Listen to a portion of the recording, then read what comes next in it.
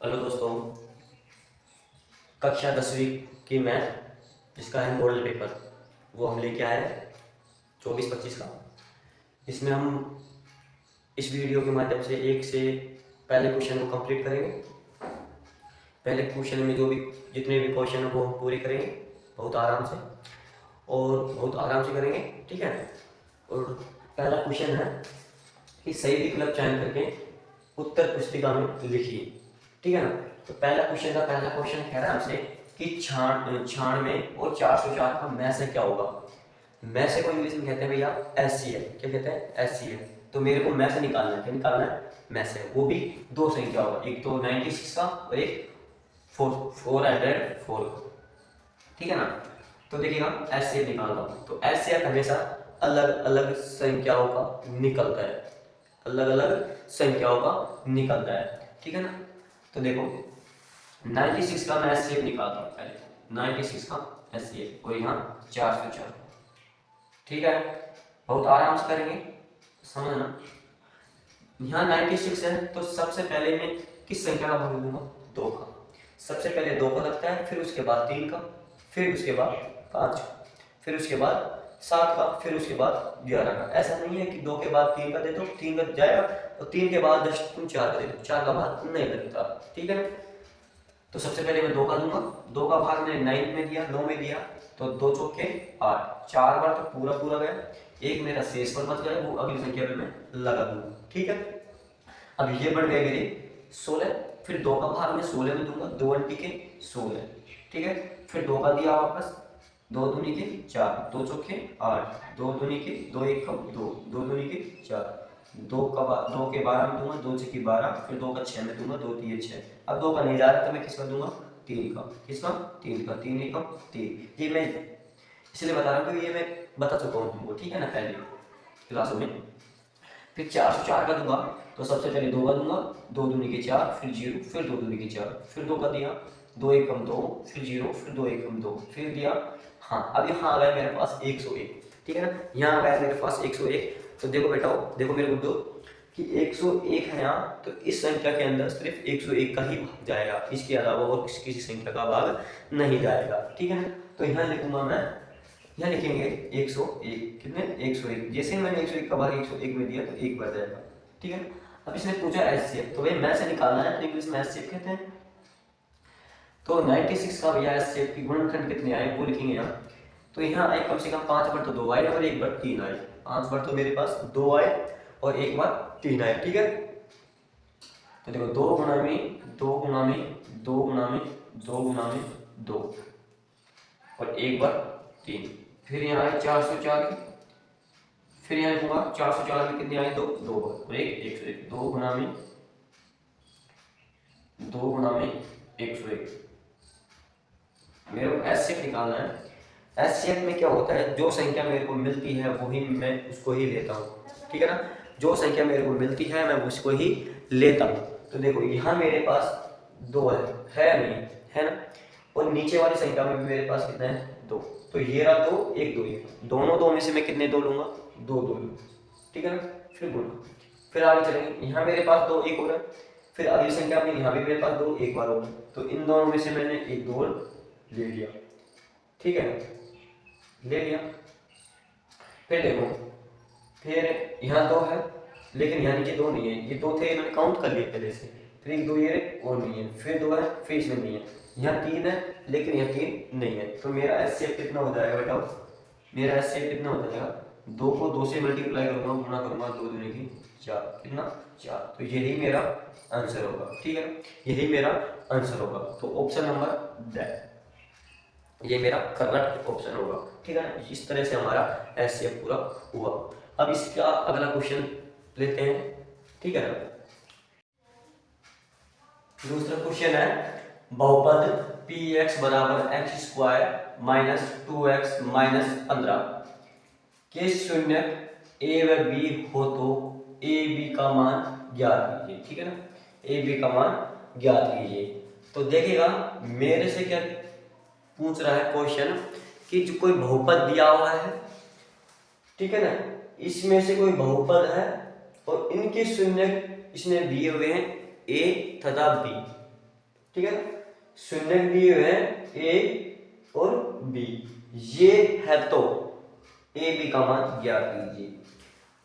ठीक है ना, ए बी का मान ज्ञात कीजिए। जब मैं शून्य की सत्यता की जांच करता हूं, जब मैं शून्य की सत्यता की जांच करता हूं तो बेटा एक तो आता है योगफल, एक तो आता है योगफल, ठीक है ना, और एक आता है शेषफल, सॉरी गुणनफल, शेषफल नहीं गुणनफल। एक आता है योगफल और एक आता है गुणनफल जब मैं सत्यता की जांच करता हूं। योगफल का सूत्र क्या होता है? अल्फा प्लस बीटा, मतलब कि जो भी शून्य होते हैं उनको मैं दोनों को ऐड कर देता हूँ, ठीक है ना। जो भी मेरा बहुपद होता है उसमें से मैं कुछ मानता हूँ, ठीक है ना, अल्फा प्लस बीटा, ठीक है ना, जो भी शून्य हो, और इसका होता है माइनस एक्स का गुणांक बटे में एक्स स्क्वायर का गुणांक, ये होता है। और इसका होता है alpha dot beta, alpha dot beta अचर पद बटे में एक्स स्क्वायर का गुणांक, ये होता है माइनस एक्स, एक्स का गुणांक बटे में एक्स स्क्वायर गुणांक, ये तो होता है योगफल का फॉर्मूला। और गुणनफल को होता है अल्फा डॉट बीटा अचर पद बटे में एक्स स्क्वायर का गुणांक। तो मेरे से यहाँ क्या पूछा? ए बी, ए बी का मान क्या होगा? ए बी, इसका मतलब ये साफ साफ दिख रहा है कि भैया कुछ शून्य की है और शून्य की है, तो मेरे से ए बी का मान पूछते, तो ए बी के बीच में किसी प्रकार का चिन्ह नहीं है, सिर्फ किसका चिन्ह है इसके बीच में? गुणा का चिन्ह। किसका चिन्ह? गुणा का चिन्ह। तो गुणा का सीधा सीधा लिख देता हूं मैं कि भैया शून्य की सत्यता के हिसाब से कि भैया यहाँ गुणा का चिन्ह है इन दोनों के बीचों में, तो ए और बी मेरे शून्य है, तो गुणनफल क्या? गुणनफल। तो देखो शून्य को का गुणनफल, शून्य को का गुणनफल, सीधा सीधा क्या होता है सूत्र? अचर पद बटे में एक्स स्क्वायर का गुणांक, ये होता है ना। अचर पद इसके अंदर कितना है भैया? माइनस के 15, कितने हैं? माइनस का 15, ये मेरा क्या है? अचर पद बटे में एक्स स्क्वायर का गुणांक, एक्स स्क्वायर का गुणांक, एक्स स्क्वायर ये इसका गुणांक कितना है? इसके आगे कोई संख्या नहीं है तो कितनी है बताओ? एक, तो ये एक का भाग माइनस के 15 में दिया तो माइनस के 15, कितना? माइनस का 15, तो यही मेरा ए बी का मान होगा। क्या होगा? ए बी का मान होगा। चाहे तुम यहाँ भी लिख सकते हो शून्य को गुणनफल, शून्य कितने हैं? कौन से? ए और बी। जब इनका मैं आपस में गुणा करूंगा तो ए बी प्राप्त होगा मेरे को, होगा या नहीं होगा? तो ए बी बराबर में माइनस के 15, तो ये मेरा proper answer option number B, ठीक है। नेक्स्ट क्वेश्चन है तीसरा, 2, 3, 4, 5, 6 का औसत या माध्य होगा, ठीक है ना। मतलब औसत और माध्य दोनों एक चीज होती है। माध्य क्या होता है? इसके दो तरीके निकालने के लिए, ठीक है ना। ये मेरे पास ये संख्या लिखी हुई है 2, 3, 4, 5, 6। तो माध्य वो होता है जो बीच का होता है। इधर से संख्या छोड़ो, जैसे मान लो तुमने यहाँ से एक संख्या छोड़ी तो इधर से भी मेरे को एक संख्या छोड़नी पड़ेगी। मान लो तुमने यहाँ से 2 संख्या छोड़ी तो इधर से भी मेरे को 2 संख्या छोड़नी पड़ेगी। इधर से मान लो तुमने 5 संख्या छोड़ी तो इधर से भी मेरे को 5 संख्या छोड़नी पड़ेगी, ठीक है ना। ठीक है ना। तो देखो यहाँ एक संख्या मान लो मैंने यहाँ से छोड़ दी, एक संख्या मैंने यहाँ से छोड़ ली, जो बीच का था वही मेरा क्या होता है? माध्य। एक संख्या मैंने यहाँ से छोड़ दी, एक संख्या मैंने यहाँ से छोड़ दी, ठीक है ना। फिर एक संख्या मैंने यहाँ से छोड़ दी तो एक संख्या मैंने यहाँ से छोड़ दी, तो बीच में क्या आ रहा है बेटा? 4। क्या आ रहा है? 4। तो यही मेरा क्या हो जाएगा, माध्य। क्या हो जाएगा, माध्य। क्या हो जाएगा, माध्य। तो 4 मेरा हो जाएगा क्या, माध्य। तो ऑप्शन नंबर स, ऑप्शन नंबर स। इसका दूसरा तरीका है औसत, संख्याओं का योगफल बटे संख्याओं की संख्या। इन पूरी संख्याओं का तुम योग कर दो, जैसे 2 और 3 5 4 9 14 14 और 6 20, ठीक है, 20 बटे कितनी संख्या है, 2 2 4 1 5। अब 5 का भाग तुम 20 में दो, 5 चौके 20, तो आंसर कितना आया मेरे पास, 4। एक तरीका ये भी है, ये कहीं कहीं पर लागू होता है, कहीं पर लागू नहीं होता। तो बेस्ट तो मेरा ये रहेगा, इधर से इतनी संख्या छोड़ो, इधर से उतनी संख्या छोड़ो, ठीक है। ये हमारे 3 क्वेश्चन कंप्लीट हुए, ठीक है। चौथा क्वेश्चन देखते हैं।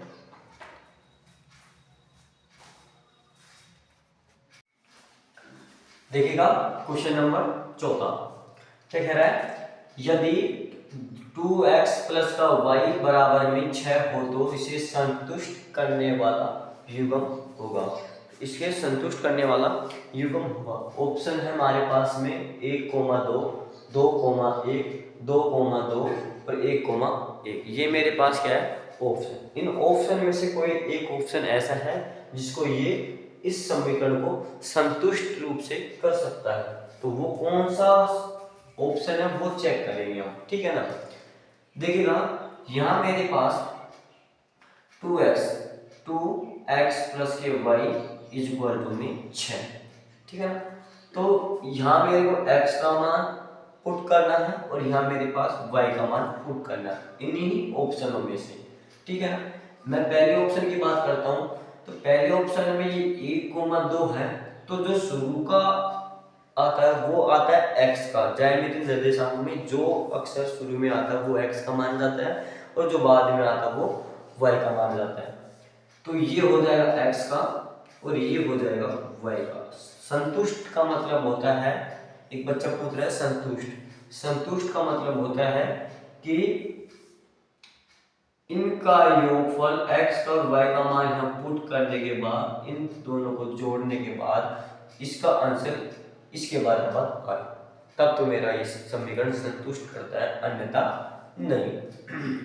तो x का मान लो मैंने यहाँ 1 रखा, प्लस यहाँ y का मान मैंने यहाँ 2 रखा, तो 2 को मैं 1 से गुणा करूंगा क्योंकि इनके बीच में किसी प्रकार का चिन्ह नहीं है, तो गुणा का चिन्ह है, तो 2 को 1 से गुणा किया 2 आएगा, प्लस ये 2 है, 2 में 2 जोड़ूंगा तो कितना आएगा, 4।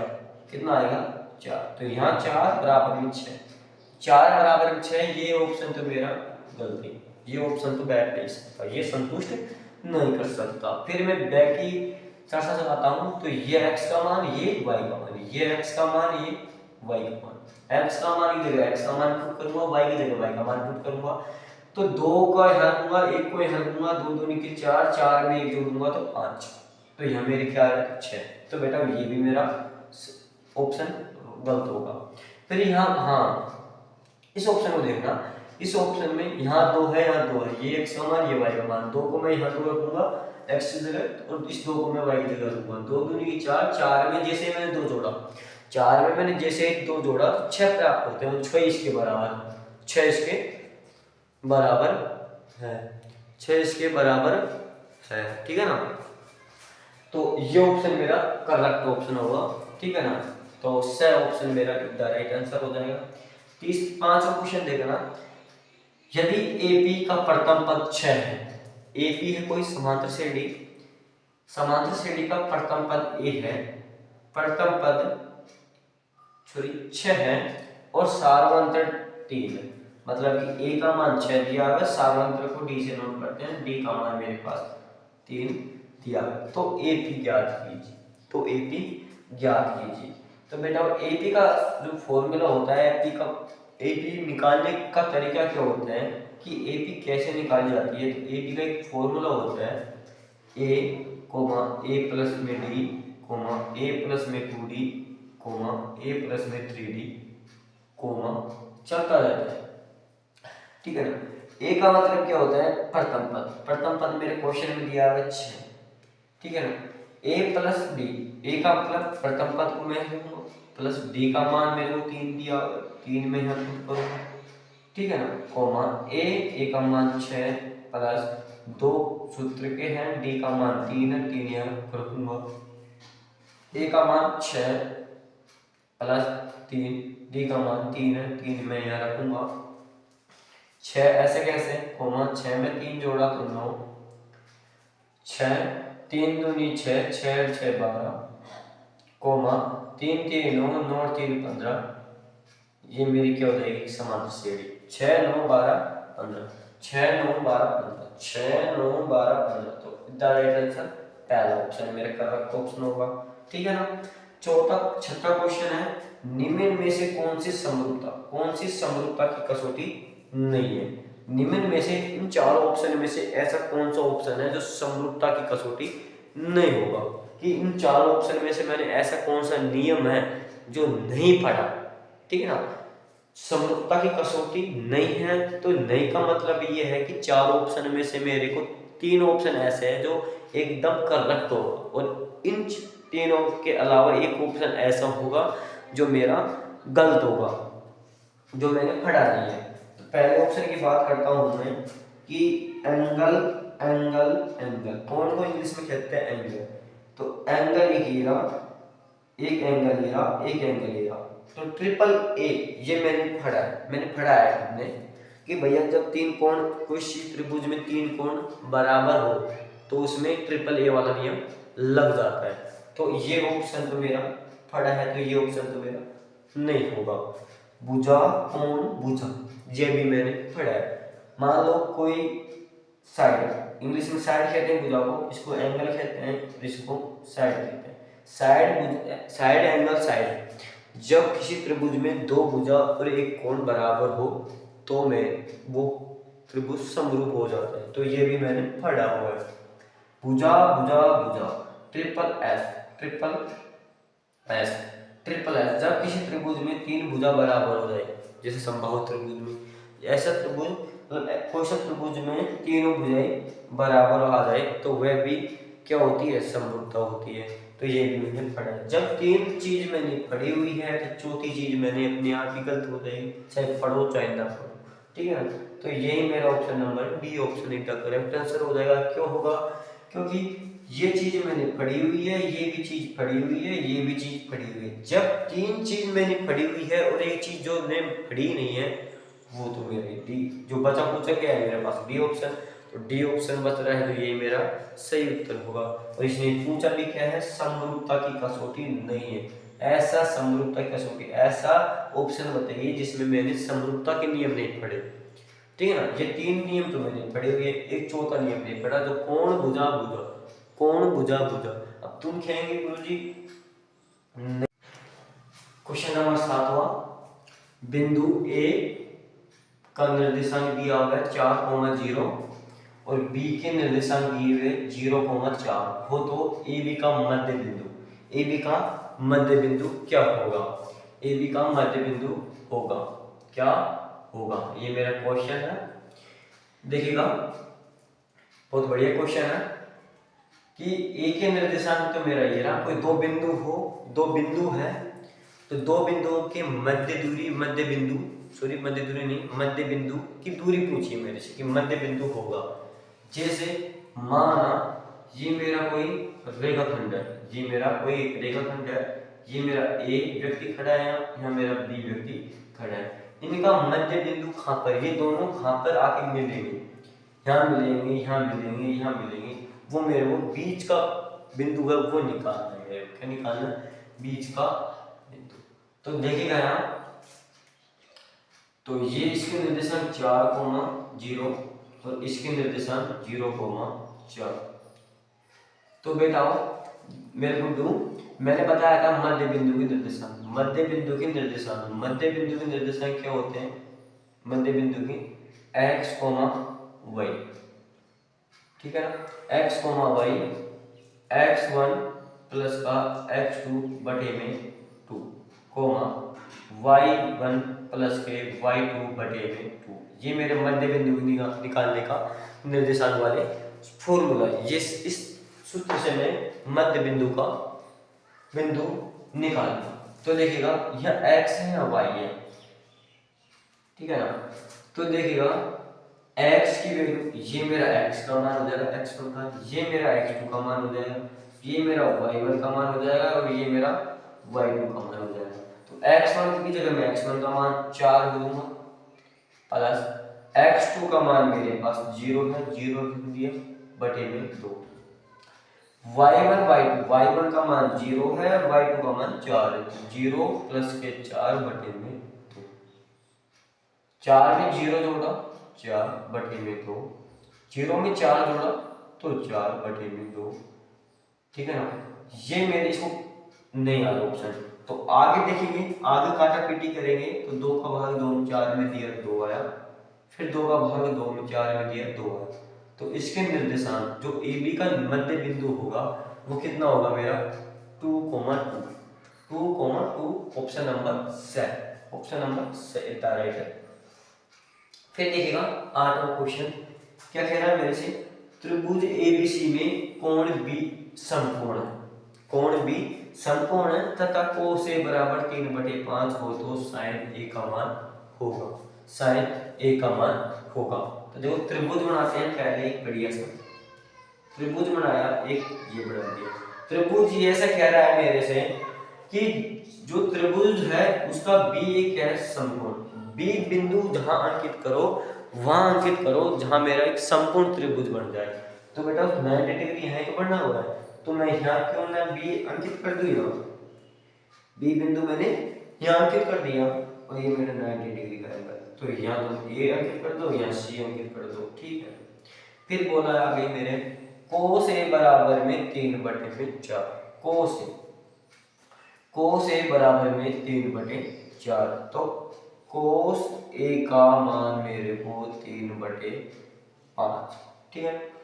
अब ये 3/5 है, कोस का सूत्र क्या होता है, कैसे पता लगता है, लाल बटे कक्का से, LAL कक्का, लाल बटे कक्का से पता लगता है कि ये लंब है या आधार है। जिसको भी याद नहीं है वो कर लेना। ये साइन का होता है sine cos tan cot sec cosec, sine का लंब बटे कर्ण, कोस का आधार बटे में कर्ण, तो ये आधार बटे में कर्ण हो जाएगा, कोस ए बराबर में आधार बटे में कर्ण, आधार बटे में कर्ण, कि भैया आधार का मान मेरे पास 3 है और कर्ण का मान मेरे पास 5 है। तो यहाँ मैं पुट कर दूंगा, आधार मेरा ये हो जाएगा, तो इसका मान 3 है, कर्ण का मान मेरे पास 5 है। फिलहाल मेरे पास लंब का मान नहीं है, किसका मान नहीं, लंब का। तो बेटा लंब का मान निकालूंगा तो पाइथागोरस से मैं लंब का मान निकाल लूँ। तो पाइथागोरस क्या होती है, पाइथागोरस प्रमेय, पाइथागोरस प्रमेय ये हमसे ये कहती है कि भैया एक भुजा का वर्ग दोनों भुजाओं के वर्ग के योग के बराबर होता है। तो कर्ण का स्क्वायर बराबर में लंब का स्क्वायर प्लस का आधार का स्क्वायर, लंब स्क्वायर प्लस के आधार का स्क्वायर। कर्ण का मान कितना है 5, कितना 5 का स्क्वायर बराबर में लंब का मान मेरे पास कुछ भी नहीं है, तो लंब को मैंने ऐसे कैसे रहने दिया क्योंकि ये चीज मेरे को निकालना है। लंब का स्क्वायर प्लस आधार का स्क्वायर, आधार का मान कितना है 3, तो 3 कर दिया मैंने, 3 का स्क्वायर, 5 का स्क्वायर, 3 का स्क्वायर को मैं इधर लेके आऊंगा तो पक्षांतर का हो जाएगा 3 का स्क्वायर बराबर में बचा क्या यहाँ लंब, तो लंब का स्क्वायर, ठीक है ना। अब 5 का वर्ग होता है 25 और -3 का वर्ग होता है 9 बराबर में लंब का स्क्वायर, लंब का स्क्वायर। 25 में से जैसे मैंने 9 घटाया तो मेरे पास बचेगा 16, कितने बचेंगे 16, 16 बराबर में लंब स्क्वायर हटाऊंगा तो इसके ऊपर वर्गमूल लगेगा, तो 16 का वर्गमूल क्या होता है 4, क्या होता है बेटा 4, तो 4 मेरा लंब आ जाएगा, क्या आ जाएगा लंब, 4 मेरे पास लंब आ जाएगा। ये जो लंब निकाला मेरे पास तो वो 4 आ जाएगा। ऊंचा क्या है मेरे से sin a का मान, क्या पूछा है sin a का मान, तो साइन ए, साइन ए का मान, अब साइन ए का मान क्या होता है बेटा, लंब बटे आर कर्ण, लंब बटे कर्ण, तो लंब बटे कर्ण, लंब बटे कर्ण, लंब कितना आया मेरे पास 4, ठीक है ना, और कर्ण कितना है मेरे पास, कर्ण का मान है मेरे पास 5, कर्ण का मान कितना है 5, तो यही मेरा ऑप्शन में मिलेगा कहीं पर। क्वेश्चन नंबर 9, क्या कह रहा है मेरे से, किसी मीनार की छाया इसकी ऊंचाई के बराबर हो तो सूर्य का उन्नयन कोण ज्ञात कीजिए। बहुत बढ़िया क्वेश्चन है ये, एग्जाम में आने लायक है, इसको मैं वेरी वेरी मोस्ट, इसमें 3 स्टार दूंगा बेटा, किसमें, इसमें 3 स्टार दूंगा, कितने स्टार, 3 स्टार, क्योंकि ये आने लायक है, 100% 99% आने लायक क्वेश्चन है, ठीक है ना। देखो वापस पढ़ो, किसी मीनार है, कोई मीनार है, कोई मीनार है, उसकी जो छाया पड़ती है ना, वो छाया और जो मीनार है, उस जो भी मीनार है और उसकी छाया आपस में क्या है, बराबर है, क्या है बेटा, बराबर है, और बराबर है तो उसका मेरे को पूछा है उन्नयन कोण, क्या पूछा है, उन्नयन कोण, उन्नयन कोण कितने डिग्री का होगा वो बताना है मेरे को। देखिएगा यहाँ समझने की कोशिश करना, जैसे मान लो ये मेरी कोई मीनार है, ये मेरा कोई मीनार है, ये मीनार है, तो मैं एक बात पूछता हूं तुमसे, ठीक है ना, एक मीनार है, तो मीनार की छाया कब पड़ती है, जब सूर्यदेव महाराज का प्रकाश पड़ता है, तो जब सूर्यदेव महाराज का प्रकाश पड़ता है ना, तब मेरी छाया बनती है, ठीक है ना, जो मीनार की हो, वृक्ष की हो, किसी चीज की हो, मेरी मेरी क्यों हो, मेरी भी हो, ठीक है ना, तो जिस भी की छाया बनेगी तब उसके ऊपर कोई प्रकाश पड़ेगा तभी छाया बनेगी। जैसे मान लो मैंने सूर्यदेव महाराज को यहाँ अंकित कर दिया, यहाँ प्रस्ताव कर दिया इसका कि भैया सूर्यदेव महाराज तुम यहाँ ही रहो और मेरे को प्रकाश करो यहाँ से, ठीक है ना, ये प्रकाश करेगा, प्रकाश डालेगा इस मीनार के ऊपर, तो प्रकाश डालते ही इस मीनार की छाया इधर ही तो पड़ेगी, ये मेरी क्या हो जाएगी, छाया, क्या हो जाएगी, छाया। जब ये प्रकाश ढालेगा इस मीनार के ऊपर तब इसकी छाया इधर ही पड़ेगी, पड़ेगी या नहीं पड़ेगी, यस और नो, पड़ेगी ना। अब नहीं, ऐसे कह रहा है कि भैया मैं तो यहाँ नहीं रुकूंगा, मैं तो उधर जाऊंगा, ये नाराज हो जाएगा, तुम तो गलत करते हो कि भैया तुम मेरे को यहाँ रोकने की बोल रहे हो, मैं नहीं यहाँ पर नहीं रुकूंगा, मैं वहां पर जाऊंगा, उस तरफ जाऊंगा मैं, ठीक है ना। तो ये सूर्य महाराज ऐसे कह रहा है कि तुम मेरे को यहाँ बैठाओ, तो चलो क्यों ना मैं इसको यहाँ बैठा देता हूँ। मान लो मैंने सूर्यदेव महाराज को मैंने यहाँ बैठा दिया, बैठाने के बाद अब इसकी छाया इधर पड़ेगी, पड़ेगी नहीं पड़ेगी, इसकी छाया इधर पड़ेगी। जब सूर्यदेव महाराज इधर होगा तब इसकी छाया मीनार के इधर पर पड़ेगी, जब सूर्यदेव महाराज यहाँ पर होगा जब मीनार की छाया इधर पड़ेगी। समझ में आई, ठीक है, ये मैं समझा, ठीक है ना, ठीक है। तो देखिएगा तो क्या कह रहा है मेरे से, ये किसी मीनार, जो मीनार ये रहा, इसकी छाया, छाया ये रही, इसकी ऊंचाई के बराबर है, ये और ये दोनों आपस में बराबर है, तो सूर्य का जो प्रकाश बोलते हैं उसको उन्नयन कोण ज्ञात कीजिए। तो मान लो ये मेरा कोई थीटा कोण होगा, क्या होगा, थीटा कोण होगा, ठीक है ना। ये मीनार की है, मीनार की ऊंचाई हो जाएगी और मीनार की आधार हो जाएगा। तो मैं मान लेता हूँ,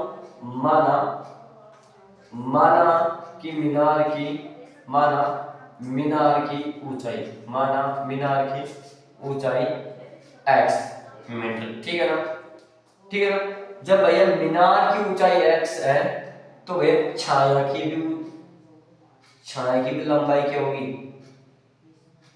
छाया की लंबाई भी क्या होगी, x मीटर होगी। क्यों, क्योंकि कह रहा ना कि मीनार की छाया और ऊंचाई दोनों आपस में क्या है, बराबर है, तो x बराबर में x हो जाएगी, मीटर होगी, ठीक है ना। जब ये x होगी तो ये भी x होगी या नहीं होगी। तो ये लंब दिया हुआ है, ये आदर दिया हुआ, तो बेटा लंब बटे आदर किसके अंदर आता है, tan थीटा के अंदर आता है, किसके अंदर आता है, tan थीटा के अंदर, ठीक है ना।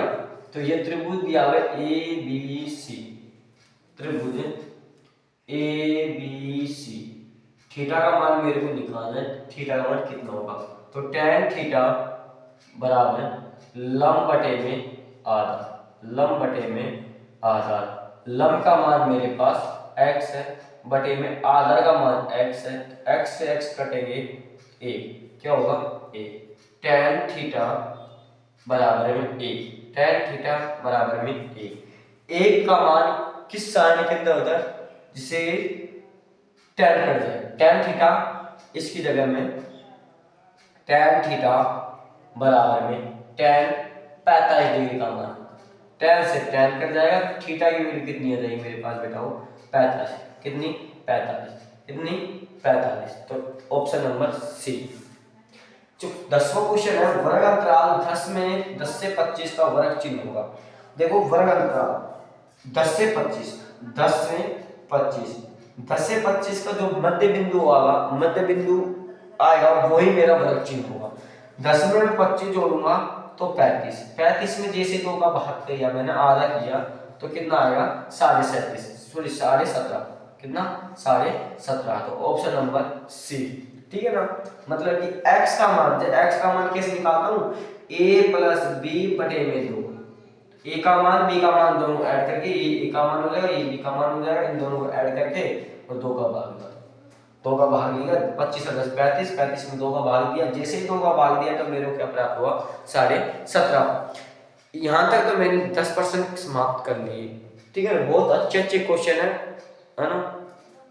अब लेके आएंगे अगली वीडियो क्वेश्चन नंबर 11 से, सॉरी पहले है 11वें क्वेश्चन से लेके आएंगे। बहुत अच्छा मॉडल पेपर है, आराम से बेसिक चीज से, छोटी छोटी चीज से हाई लेवल की चीज, बढ़िया बढ़िया क्वेश्चन डाले हुए हैं मॉडल पेपर में, बहुत बढ़िया मॉडल पेपर है। ठीक है ना, एक बार वीडियो जरूर देख लेना, समझ में आए। ठीक है ना।